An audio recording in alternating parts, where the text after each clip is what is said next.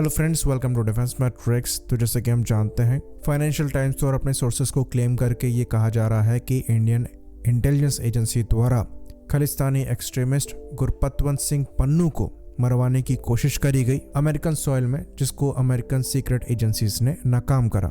खैर, official channel से ये चीजें बाहर निकल कर नहीं आई हैं और अभी तक ये क्लेम फाइनेंशियल टाइम्स का ही रहा है। वहीं पर इंडिया से कोई ऑफिशियल रिस्पॉन्स इस चीज को लेकर नहीं आया है, पर मीडिया रिपोर्ट्स हैं जहां पर इंटेलिजेंस सोर्सेस को कोट करके ये कहा जा रहा है कि ये जो क्लेम्स हैं ये बेसलेस हैं और रबिश है। तो बात यहाँ पर खत्म नहीं हुई है। वॉशिंगटन पोस्ट द्वारा एक आर्टिकल पब्लिश किया गया है जहां पर बताया जा रहा है कि इस मामले को बढ़ाया जा सकता है और इम्पोर्टेंट डिफेंस डील्स जो इंडिया और यूएस के बीच में होने वाली है वहां पर डिले करी जा सकती है। तो वॉशिंगटन पोस्ट में फर्दर ये मेंशन किया गया है कि जो बाइडेन एडमिनिस्ट्रेशन है इसने इंडिया को वार्न भी किया है असैसिनेशन अटेम्प्ट को लेकर, और जो यूएस की नेशनल सिक्योरिटी काउंसिल की स्पोक्स वुमन है उनके द्वारा ये भी कहा गया है कि इस इशू को यूएस और इंडिया दोनों सीरियसली ले रहे हैं और इंडियन गवर्नमेंट से इस मुद्दे पर इन्वेस्टिगेशन की बात भी कही गई है।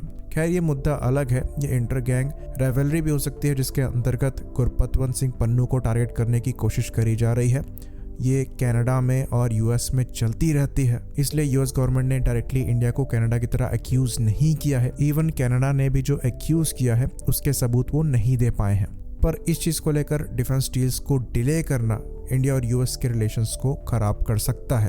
तो जो MQ-9 की डील होने वाली है इसको लेकर 30 डे रिव्यू प्रोसेस चल रहा है और द वॉशिंगटन पोस्ट में ये कहा गया है कि US law maker human right के इशू को उठाकर इस डील को टालने की कोशिश कर सकते हैं। तो अगर यहाँ पर डिले होती है और जानबूझकर करी जाती है तो ये डेफिनेटली सवाल उठाएगा अमेरिका के रिलायबल डिफेंस पार्टनर होने पर, क्योंकि ये जो MQ-9 की डील है ये कोई छोटी मोटी डील नहीं है और अकेली डील नहीं है। इसके साथ ही हम काफी बड़ी डील साइन कर रहे हैं यूएस से जनरल इलेक्ट्रिक के F414 इंजन की इंडिया मैन्युफैक्चरिंग को लेकर, जो हमारे लिए बहुत ही ज्यादा क्रूशल है। तो अगर यूएस द्वारा एक आतंकी को बचाने के चक्कर में जिसने क्लियरली एयर इंडिया को ब्लास्ट करने की धमकी दी है, वो भी कुछ ही दिनों पहले इंडिया और यूएस के डिफेंस रिलेशन को लाइन पे रखा जाएगा, तो ये डेफिनेटली ट्रस्ट इशू पैदा करेगा, जो कि इस मौके पर बिल्कुल भी ठीक नहीं है।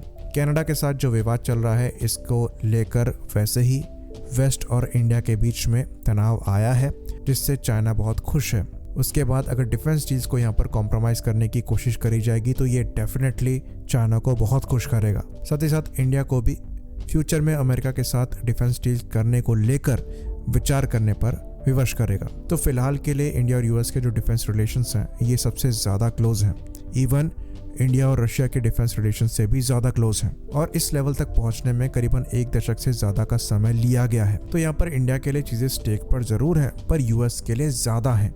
इंडिया के पास और भी पार्टनर्स हैं, अगर यूएस नहीं तो फ्रांस अवेलेबल है और वो मोर देन विलिंग होंगे हमारे साथ जॉइंट प्रोजेक्ट्स में काम करने को लेकर। इवन जेट इंजन्स की बात करें तो वहां पर भी, पर यूएस को एक जियोग्राफिकल पार्टनर चाहिए, तो उनके पास इंडिया का कोई रिप्लेसमेंट नहीं है, क्योंकि इस पूरे रीजन में इंडिया ही एक ऐसी कंट्री है जो चाइना के अगेंस्ट में खड़ी हो सकती है। बाकी जो यूएस के ऑल सीजन एलाइज हैं जैसे कि ऑस्ट्रेलिया, जापान, साउथ कोरिया, उनमें भी इतनी कैपेबिलिटी नहीं है कि वो चाइना के अगेंस्ट में डायरेक्टली खड़े हो सकें जैसे कि इंडिया हो सकता है।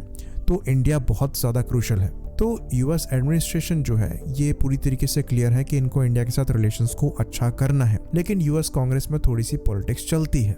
तो मोस्ट लाइकली हो सकता है ये जो रिपोर्ट निकल कर सामने आ रही है यहाँ पर बातें उड़ी हो नेगेटिव एटमॉस्फेयर क्रिएट करने के लिए, जैसे कि जनरल इलेक्ट्रिक के F404 इंजन डिलीवरी को लेकर किया गया था, जहाँ पर ये कहा जा रहा था कि ये इंजन इंडिया को सप्लाई करने में डिले कर रहे हैं, जबकि एक्चुअल मुद्दा प्रोडक्शन का था जिसको GE द्वारा बढ़ाने की कोशिश करी जा रही है। पर फिर भी अमेरिकन पॉलिटिक्स कई लेवल में होती है, इसलिए वहाँ पर भरोसा नहीं किया जा सकता। रशिया के साथ मुद्दा यह है कि वहाँ के प्रेसिडेंट ने जो चीज़ कह दी वो चीज़ होनी है, पर यूएस में ऐसा नहीं है। तो एक तरीके से इस लिहाज से भी यूएस रिलायबल पार्टनर नहीं माना जाता। वहाँ की पॉलिटिक्स भी चीज़ों को सैबोटाज करने का काम करती हैं और प्रेसिडेंट के पास भी सारी पावर नहीं होती। तो इस मुद्दे पर नज़र बना के रखने की ज़रूरत है, क्योंकि अगर यहाँ कुछ भी होता है ये डिफाइन करेगा कि इंडिया और यूएस के रिलेशन फ्यूचर में डिफेंस को लेकर खासकर कहाँ जाते हैं और इंडिया कितना यूएस पर रिलाय कर पाएगा। आई होप इन्फॉर्मेशन यहाँ पर क्लियर रही हो।